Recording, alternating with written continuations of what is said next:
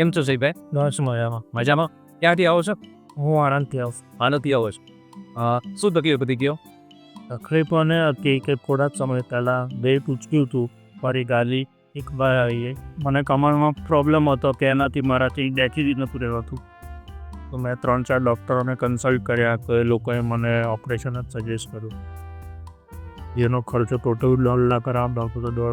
1.5 લાખ. એ પછી મારા એક સંબંધી છે તેમના દ્વારા તમારો રેફરન્સ મળ્યો. ત્યાર પછી હું અહીંયા આવ્યો.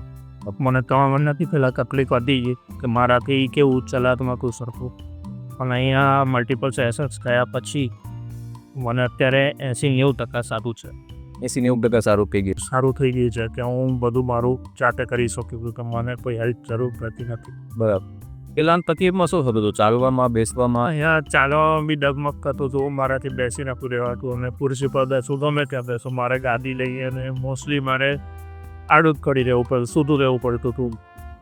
એટલે હવે કેવું છે, 3 અહીંયા સેશન થયા પછી મારું જે ચાલવા કરવાનું બધું છે, સુવા બેસવાનું બધું ઓકે છે. જે મને કમરથી લઈને પગ સુધી ખાલી ચડતી હતી, ખાલી નથી ચડતી. દુખાવો થતો તે દુખાવામાં ઘણી રાહત છે. ઓલમોસ્ટ ના બરાબર છે. મેઇન વસ્તુ શું છે કે જે તકલીફ તમે મને કીધી ને કે ભાઈ કમરમાંથી ગાદી ખસી લેતી અને નસ દબાતી હતી, એ તમારી તકલીફ આપણે સમજીએ ને તો તમારે છે L4 અને L5માં સ્ટેનોસિસ હતું. સ્ટેનોસિસ મતલબ આ ગાદી છે ને બહુ ઘણી એવી સારી એવી બહાર ખસી ગઈ હતી અને પાછળ નસ દેખાય છે ને એ નસને દબાવતી હતી.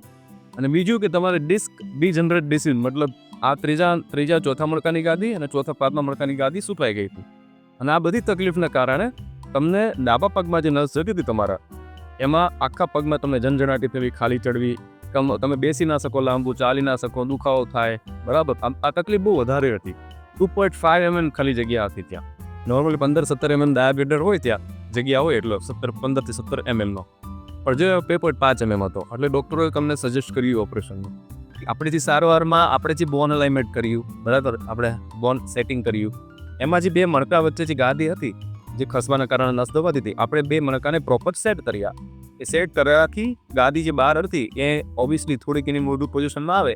બરાબર. જે તકલીફ હતી જે નસ દબાવવાની, જે કમ્પ્રેશન હતું એ દૂર થઈ. એ દૂર થયા પછી તમે જે અહીંયાથી એક્સરસાઇઝ તમને આપવામાં આવી હતી, તમે એક્સરસાઇઝને બધી સારી રીતે ફોલો કરી, એના કારણે જે બેક મસલ્સ હતા કમરના બધા, અને જે ગાદી કસવાનો જે પ્રશ્ન હતો એ બધો સોલ્વ થયો. નસ ફ્રી થઈ. નસ ફ્રી થયા પછી કવર પદમાં જે ઝંઝણાતી હતી, ખાલી ચડવાનો પ્રશ્ન હતો, તમને બેસવામાં ચાલવામાં તકલીફ પડતી, બની શકતી. બરાબર.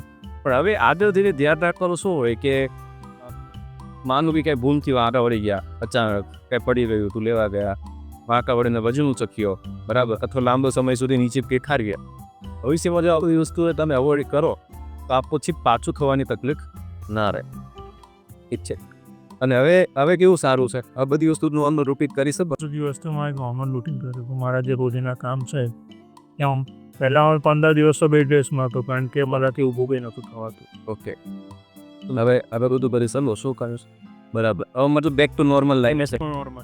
હવે ઘણા દર્દીઓ હોય છે કે જેમને તમારી જે તકલીફ હોય અત્યારે આ સમયમાં, લોકોને ખ્યાલ ના હોય કે આવી રીતે આ પદ્ધતિથી મટે છે. ઓપરેશન બાજુ જવામાં પણ કંઈ ખોટું નથી, પણ ઘણી વસ્તુ એવી છે કે ઘણા કેસ નહીં થાય કે ઓપરેશન અગર કરો ને સારું નથી જતું હોય છે. બરાબર. અગર બધી વસ્તુ અપનાવીએ, બધી થેરાપી, બધી ટ્રીટમેન્ટ ટ્રાય કરી લીધી હોય અને છતાં પણ નથી મળતું, તો પછી ઓપરેશન બાજુ જોવા વિકલ્પ હોય છે. પણ ઘણા એવા દર્દીઓ જેને તમારી જેવી તકલીફ હોય, તેવા દર્દીને શું કરવું જોઈએ? આપણે થેરાપી ટાવર ટ્રીટમેન્ટ સારવાર કરાવી જોઈએ. હા, હું એ પણ જરૂરથી કહીશ કે એકવાર તમે અહીંયા આવો અને સેશન લો તો અને તમારે ઓલમોસ્ટ સરખું થઈ જશે. બરાબર. કારણ કે મારે જે તકલીફ હતી એ તકલીફથી મને બધા ડૉક્ટરે ઓલમોસ્ટ ઓપરેશન જ સજેસ્ટ કર્યા. અહીંયા હું મારા એક સંબંધી છે એમના રેફરન્સથી આવ્યો હતો. એમને મને કીધું કે ના, ઓલમોસ્ટ તને અત્યારે સારું થઈ જશે કસરતથી ને આનાથી. તો મને ઘણો સારો કર્યો. વેરી પડી. હવે ઓપરેશન જરૂર કરો આપણે. બરાબર.